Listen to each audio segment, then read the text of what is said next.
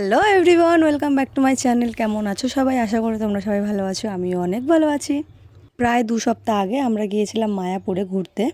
2 দিন মতন ছিলাম ওখানে। আর এটা হলো আমাদের হোটেল রুম। যেহেতু যাওয়ার সময় আমরা কোনো ভিডিও করিনি, ভাবছিলাম ওখানে গিয়ে ভিডিও করবো আর কি। একদিন ধরে ভাবছিলাম যাবো যাওয়া হচ্ছিলো না। আসলে আমরা যদি কোনো প্ল্যান করি না, তখন আমাদের সেই প্ল্যানটা পুরো নষ্ট হয়ে যায়। বাট হুটনাট করে যদি কোথাও যাওয়ার প্ল্যান করি, তখন সেটা ঠিক হয়ে যায়। আমাদের প্রায় রুমে যেতে যেতে 12টা বেজে যায়। তারপর আমরা ফ্রেশ হয়ে মন্দিরের সামনে যাই। আর দুপুরে যেহেতু খাওয়া দাওয়া আমরা মন্দিরেই করবো ভেবেছিলাম, তার জন্য আমরা আগের থেকেই কুপন কেটে রেখেছি। আর এদিকে আমরা স্নান টান করে মন্দিরের সামনে চলেও এসেছি। আর দেখো, মন্দিরে আসবো তিলক কাটবো না, এটা কিন্তু কখনো হয় না। তিলক কেটে কেমন লাগছে সবাই কমেন্ট করে জানিও। আমরা মোটামুটি সবাই তিলক কেটেছিলাম, শুধু বাবা মাঝখান থেকে পালিয়ে গেছিলো। আসলে মন্দিরের সামনে গেলে না কি হয়, ওনারা এমনভাবে ধরে তিলক কাটতেই হবে। এনারা এক একজনকে তিলক কাটবে, মাথা পিছু 5 টাকা করে নেবে। হয়তো এনাদের এভাবেই চলে। তিলক কেটে না প্রথমে আমাদেরকে বোকা বোকাই লাগছিল, না কি লাগছিল আমরা বুঝতে পারছিলাম না। তো বারবার করে আমরা ভিডিওতে দেখছিলাম। তো এখানে তিলক কাটার সঙ্গে সঙ্গে আমার বোন শুরু করে দিয়েছে রাধে রাধে রাধে রাধে। তো এটা হলো মায়াপুর স্কন মন্দির। বড় মন্দিরটা এখনও মনে হয় ওপেন হয়নি। তো আমরা এই পাশের থেকে ঢুকলাম ভেতরে। আর এখানে এত সুন্দর সুন্দর মন্দির না গাইস, সিরিয়াসলি এত সুন্দর লাগছিল দেখতে, মনে হয় কি ওখানেই থেকে যায়। চারিদিকে এত সবুজ গাছপালা। মায়াপুরে এটা আমার ফার্স্ট টাইম আসা। তো এখানে কোনো কিছুই বলতে গেলে আমি ভালো করে চিনতাম না বা জানতাম না।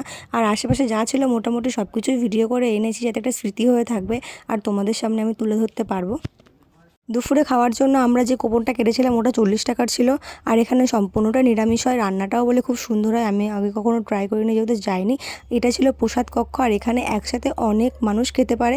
আর মোটামুটি 12:30 1টা নাগাদ এখানে দুপুরের খাওয়া স্টার্ট হয়ে যায় খাওয়ানো।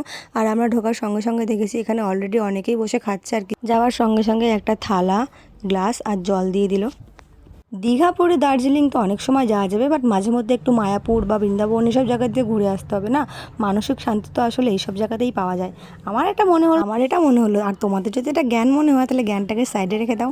আর এখানে ভিতরের ভিউটা কিছুটা এরকম ছিল, আর সবাই হরে কৃষ্ণ করছিল। আমারও 2-3 দিন মায়াপুর থেকে আসার পরে হরে কৃষ্ণ হয়ে গেছিলো। কারণ একটা আবহাওয়া থাকে, তো প্রথমেই চলে আসলো আমাদের এখানে খাবার দিতে খিচুড়ি। সত্যি রান্নাটা অসম্ভব সুন্দর হয়েছিল। খিচুড়িটা তো আমার কাছে পার্সোনালি খুব ভালো লেগেছিলো। আর ভাই আমাকে বলছিল বল কেমন লাগছিলো, আমি বলছি না সত্যিই খিচুড়িটা দারুণ হয়েছে। এখানে যারা খাবার পরিবেশন করে না, ওরা খুব তাড়াতাড়ি করে কাজ করে। আমাদের খাওয়া হতে পারে না, আর একটা খাবার নিয়ে চলে আসে। তো তারপরে চলে আসলো ভাত, আর এখানে ছিল ইঁচড় দিয়ে একটা তরকারি। তারপরে আসে ডাল, যেহেতু ডাল আমি খুব একটা পছন্দ করি না, একটুই নিয়েছিলাম ভিডিও করার জন্য। তারপরে আসে একটা ঘ্যাট পাঁচমিশালির তরকারি, ঘ্যাট মানে পাঁচমিশালির তরকারি। আর এখানে আমার খাওয়া হয়ে গেছিলো। এবার দুবার করে খাবার নিয়ে আসে, তোমরা দুবারের মধ্যে যতটা কোয়ান্টিটি নেবে নিতে পারবে। ওখানে এতটাই স্পিডে সবাই কাজ করে না, নিজেদেরকে হাত চালিয়ে মুখ চালিয়ে তাড়াতাড়ি করে খেতে হয়। তো লাস্টে চলে আসে আমাদের এই 40 টাকার প্যাকেজের মধ্যে একটা চাটনি। আমি মিষ্টিটাকে একটু অ্যাভয়েড করি, যেহেতু আমি জিম করি। মিষ্টি বা ফাস্টফুডটা আমি খুব একটা খাই না। অবশ্যই নিজেদের থালা নিজেদেরকে সাইডে রেখে দিয়ে আসতে হবে। একটা জায়গা আছে ডাস্টবিনের মতন, ওখানে ফেলে দিয়ে আসতে হবে। হাত ধুয়ে আমরা এই জায়গাটায় আসি। আর এখান থেকে স্কন মন্দিরটা খুব ভালোভাবে দেখা যাচ্ছিলো। আর পেছনে যে মন্দিরটা দেখতে পাচ্ছ, একটা ছোট্ট বাচ্চার এখানে মুখে প্রসাদ হচ্ছিলো। তো আমরা এখান থেকে দেখছিলাম। আসলে আমাদের এখানে কি হয়, মুখে প্রসাদ মানেই চাকলা বা কোনো একটা মন্দির, আর না হলে বাড়িতে যারা অনুষ্ঠান করে। তো এখানেও মুখে প্রসাদের এই অনুষ্ঠানটা দেখে আমার খুব ভালো লাগছিলো। এখান থেকে আর কি ভেতরের দিকে আমরা একটু যাচ্ছিলাম যে কি আছে না আছে। যদি একটা ভিডিওর মধ্যে তো সব কিছু তুলে ধরা যায় না, তো যতটা পেরেছি একটা ভিডিওর মধ্যে তুলে ধরার চেষ্টা করেছি। ভিডিও যদি বেশি বড় হয়ে যায়, আমার সিরিয়াসলি দেখতে ভালো লাগে না। আর আমার নিজের ভিডিও যদি নিজের দেখতে ভালো না লাগে, ভিডিও বড় হয়ে গেলে তোমরা কি দেখবে ভাই?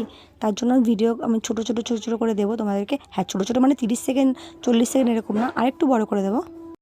এখান থেকে বেরিয়ে আগে যাব আমরা রুমে, ওখানে গিয়ে একটু রেস্ট নেবো। তারপরে সন্ধ্যের সময় আবার আসবো। সন্ধ্যের সময় আমি বেসিক্যালি শাড়ি পরেছিলাম। তা আমরা রুমে চলে এসেছি। আসার পরে আমরা যে হোটেলে ছিলাম পাশে একটা মাঠ ছিল। মাঠে না অনেকগুলো গরু না মোষ না কি, এটা সিরিয়াসলি আমি জানি না। ভাই এখানে ওদের সাথে চেঁচাচ্ছিল। এবার ও পাগল হয়ে গেছে না কি হয়েছে আমি ঠিক জানি না। বাট তোমরা আমাকে কমেন্টে জানিও যে এইগুলো গরু না মোষ না কি, আমি সিরিয়াসলি বুঝতে পারছি না। তো এদেরকে দেখছিলাম, দেখতে দেখতে ভাবছিলাম না এখন একটু রেস্ট নেওয়া উচিত। তো আমি এখন রেস্ট নিই। তোমরা আমার ভিডিওটাকে শেয়ার করে দিও, লাইক কমেন্ট শেয়ার সাবস্ক্রাইব করে দিও। আর সঙ্গে আমি একটুখানি রিলস ভিডিও করে নিলাম ডিসটিসেন অ্যাকাউন্টে গিয়ে। আমার পেজটাকে ফলো করে দিও, মানে ইনস্টাগ্রাম পেজটাকে ফলো করে দিও। টাটা, দেখা হচ্ছে নেক্সট ভিডিওতে। Love you.